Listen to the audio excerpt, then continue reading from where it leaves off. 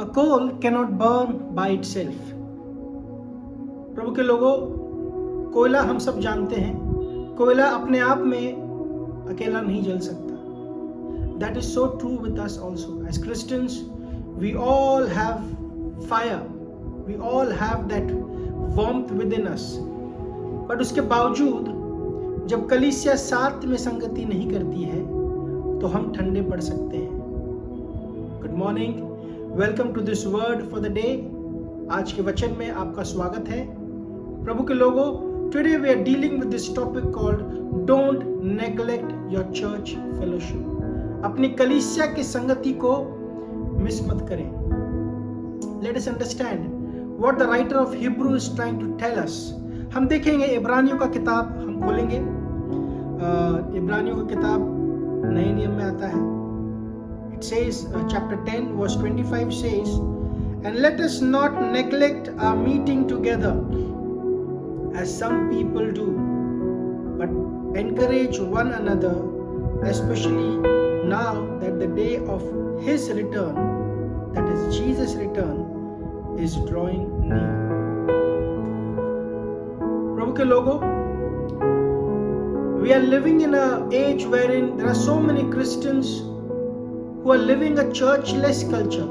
हम एक ऐसे युग में जी रहे हैं जहाँ पर कई लोग अपने आप को मसीह कहते हैं, लेकिन मसीह की कलीसिया से उनका कोई भी लगाव नहीं है.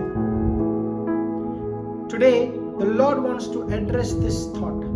Today the Lord wants to address this thought which is deviating us from the elementary teachings of our Lord Jesus Christ. Jesus said, I will build my church and the gates of Hades will never prevail over it. यीशु ने कहा, मैं अपनी कलीसिया को इस चट्टान पर खड़ा करूंगा और अधोलोक के फाटक इस पर प्रबल नहीं कर पाएंगे. We are the church. When the church of God, when the people of God gather together, fellowship together on the seventh day, और rather every time when we meet together, हर बार जब प्रभु के लोगों हम सब लोग मिलकर एक साथ प्रभु की आराधना करते हैं, that is nothing else, that is the church Jesus was talking about when he said, I will build my church. Today that fellowship is under threat. आज वो मसीह की संगति को कहीं ना कहीं अटैक किया जा रहा है. And let me tell you this, as Christians, if we don't pay attention to what is important, अगर हम मसीह होने के नाते इस बात पर ध्यान नहीं देंगे कि संगति कितना जरूरी है हमारे लिए, तो हम मिस कर जाएंगे. We will miss on something which is very very important. People of God, I was talking about a coal. मैं एक कोयले के बारे में बात कर रहा था. एक कोयला अपने आप में बहुत ज्यादा आग रखता है. एक कोयले के अंदर बहुत ज्यादा गर्माहट होती है. But the truth of this coal is, this coal cannot burn on its own. अकेला होकर ये कोयला जल नहीं सकता है. जब ये कोयला बाकी कोयले के साथ रखा जाता है, when this coal is kept with other bunch of coals, this coal is, burning alive. ये कोल जलता है, बहुत अच्छे से जलता है. This coal brings out the warmth within and through fellowship with each other. So उसी रीति से this morning God is trying to tell us, when we don't fellowship together, we can become cold. हम जब संगति नहीं करते हैं तो चाहे कितना भी वरदान हमारे अंदर हो, how much of a gifted we are, if we are missing the church fellowship, if we are neglecting the church fellowship, our walk with God will grow cold. हमारा परमेश्वर के साथ संगति जो है वो ठंडा पड़ जाएगा. So the writer is saying, do not neglect. वचन इब्रानियों का किताब लिख रहा है कि साथ में मिलने को नजरअंदाज मत कीजिए, संगति करने को नजरअंदाज मत कीजिए. How can somebody neglect? हम कैसे कुछ बातों को नजरअंदाज करते हैं? Very simple. When that thing is not having priority in our life, जब वो चीज हमारे जीवन में प्राथमिकता नहीं रखता है, तो हम उस चीज को नजरअंदाज करने लगते हैं. हो सकता है, quite possible, that coming to church, coming to the fellowship of the church is not having a high priority in our life. The first thing, people of God, why we are neglecting the church fellowship? Because our priority is not right. हमारा प्राथमिकता हमारे जीवन में सही नहीं है. We have prioritized everything in our life. हमने हमारे जीवन में सब चीज को प्राथमिकता दे दी है. नौकरी को प्राथमिकता दे दी है, रिश्तों को प्राथमिकता दे दी है, एक्सरसाइज करना एक प्राथमिकता हो गया है, दोस्तों को मिलना एक प्राथमिकता हो गया है, अपने सेहत का ख्याल रखना, ध्यान देना प्राथमिकता हो गया है. There are so many priority lists in our life, and church is not holding the priority. कलीसिया की संगति करना प्राथमिकता नहीं है. Today, the first thing the Lord says, why do we neglect the church fellowship? Why don't we meet on a regular basis?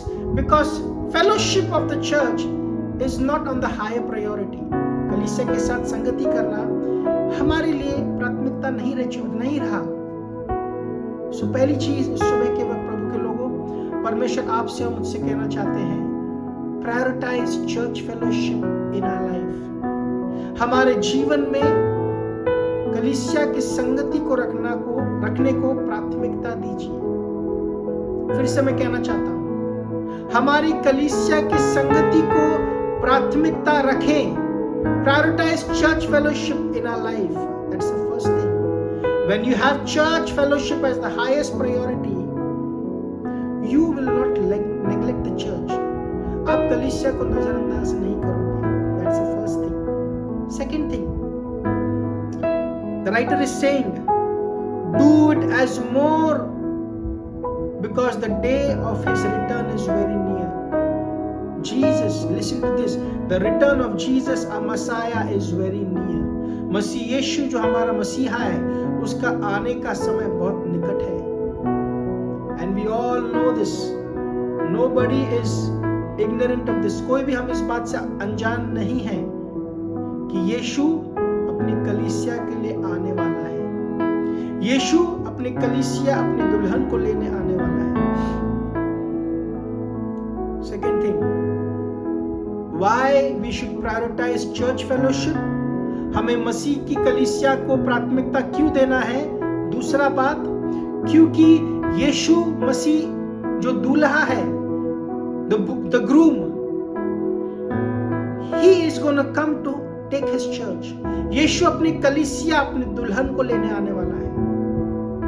If you are living a churchless Christian, if you are not fellowshipping in the church, let me remind you, Jesus is not going to come for an individual. यीशु मसीह किसी एक व्यक्ति के लिए नहीं आ रहा है. यीशु मसीह कलीसिया के लिए आ रहा है. और कलीसिया एक व्यक्ति से नहीं, कलीसिया 2 से ज्यादा लोगों से बनती है. So I want to encourage you. I want to stress on this, church. If you call yourself a Christian, if you call yourself a disciple of Jesus, अगर आप यीशु को अपना स्वामी मानते हो, आप यीशु का चेला अपने आप को जानते हो, और अगर आप कलीसिया नहीं आते, आप संगति नहीं करते, तो मैं आपसे कह दूं कि यीशु कलीसिया के लिए आने वाला है. Jesus is going to come for his church, and his church meets together. His church fellowships together. His church worships together. His church comes together. So don't neglect the church fellowship. First thing, prioritize the church in your life.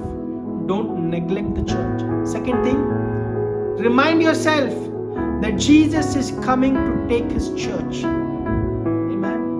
If you are not found in the cluster of the church, अगर आप यीशु की कलीसिया के झुंड में नहीं पाए जाओगे, तो हम यीशु के आगमन के समय मिस कर जाएंगे. So go ahead, church. Tomorrow is Sunday. कल रविवार है. Prioritize the fellowship. Prepare yourself today. Today is Saturday. हम शनिवार में आ चुके हैं, और इस शनिवार को take some time. Prepare yourself for tomorrow. Tell yourself, I will prioritize church fellowship. I will become a part of the church. because Jesus is going to come to take the church. Amen. So go ahead, अपने दिन का सामना करें, but don't neglect the church fellowship. God bless you. प्रभु आपको आशीषित करे.